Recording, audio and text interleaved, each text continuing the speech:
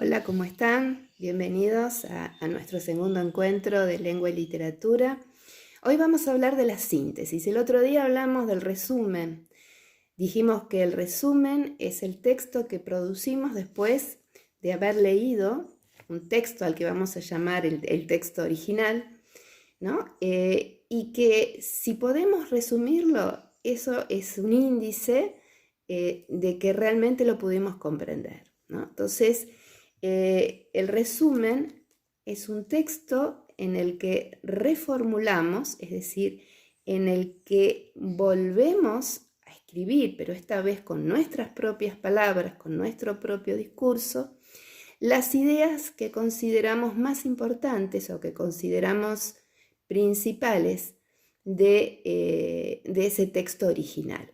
Y cuando escribimos el resumen, esas ideas tienen que aparecer en el mismo orden en que aparecen en el texto original.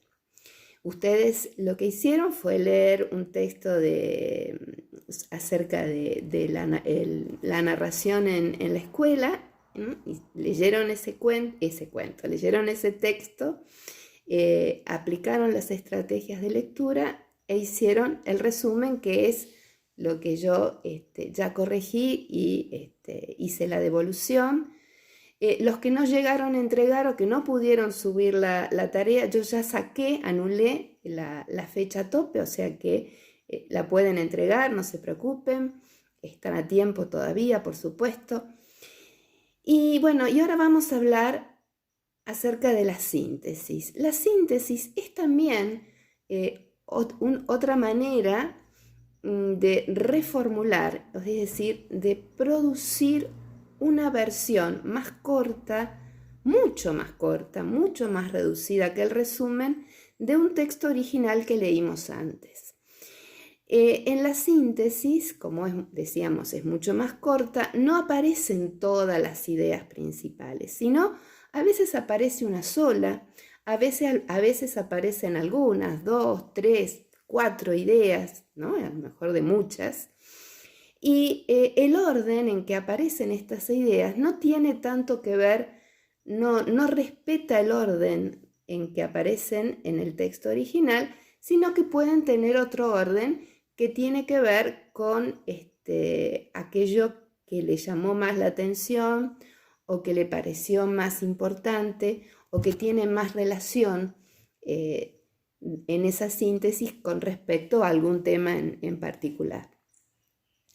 Y por lo general, no siempre, pero por lo general también en una síntesis puede aparecer una apreciación personal o un juicio de valor con respecto al contenido del texto. Voy a dar un ejemplo. Todos conocemos el cuento Caperucita Roja, ¿no? Entonces, si yo hago un resumen de Caperucita Roja, digo, bueno, una vez la mamá llamó a su hija, que era Caperucita, que le decían Caperucita Roja porque tenía una capa con capucha de color rojo, y le pide que le lleve una canasta con pastelitos para su abuela, pero le da una serie de recomendaciones, fundamentalmente, que no hable con el lobo si se lo encuentra en el bosque. Bueno, y así seguiría el resumen, más o menos. Si nosotros quisiéramos hacer una síntesis, podríamos decir, por ejemplo, que Caperucita Roja es un cuento clásico infantil muy interesante en la que se plantea las consecuencias que trae aparejado el no obedecer las indicaciones de los padres. Entonces, fíjense, esto es bien cortito, ultra, súper cortito.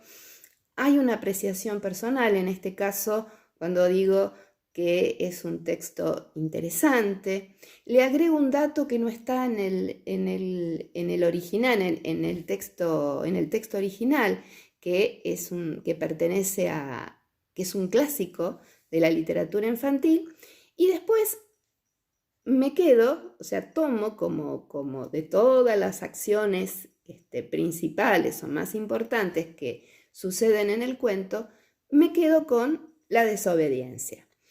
Otra versión, otra posible síntesis un poco más extensa podría ser en Caperucita Roja se plantea los peligros que existen en el mundo para los niños. En este caso, el peligro está representado por el lobo. Caperucita, si bien sabía, porque su mamá le había dicho que no tenía que hablar con el lobo, no hace caso, y esto provoca que el lobo devore a la abuelita y después se la devore a ella. Entonces, acá tenemos otro tipo de síntesis, un poco más extensa, donde no solo aparece el tema de la desobediencia, sino aparecen otras ideas. Lo que ustedes van a hacer, entonces, ahora, con el mismo texto que estuvieron trabajando, con el que hicieron el resumen, van a hacer una síntesis. En realidad van a hacer una serie de síntesis. La primera síntesis va a ser, con respecto a este texto que hicieron el resumen, la primera consigna les pide que haga una síntesis de unas 8 líneas más o menos. Luego, una vez que hicieron esa síntesis de 8 líneas, parten de esa síntesis y hacen una síntesis más corta de 5 líneas.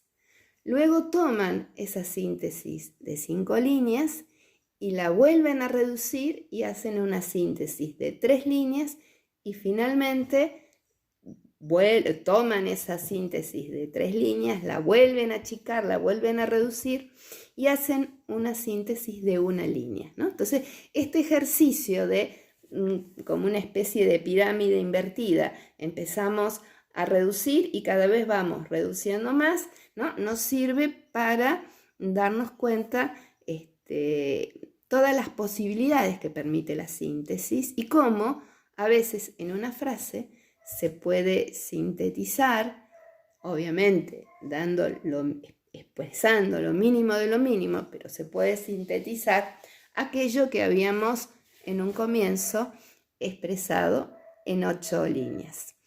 Les dejo, por supuesto, en el aula virtual, dejo la consigna escrita, si ustedes la pueden repasar. Cualquier duda me envían por WhatsApp. Y lo que yo les quería proponer era que ustedes organicen un grupo de WhatsApp para la materia, que me incluyan obviamente en el grupo, porque esto nos va a permitir poder comunicarnos en tiempo real, ¿no? Porque ustedes mandan una consulta al aula virtual, pero yo tengo que entrar al aula virtual y darme cuenta que hay un mensaje. A veces yo no entro porque tengo que hacer una serie de cosas o subir una serie de trabajos y no me fijo de entrada, ¿no? Arriba en el icono de mensajes. A veces me fijo medio al final y a veces estoy tan metida en lo que estoy haciendo que no me fijo.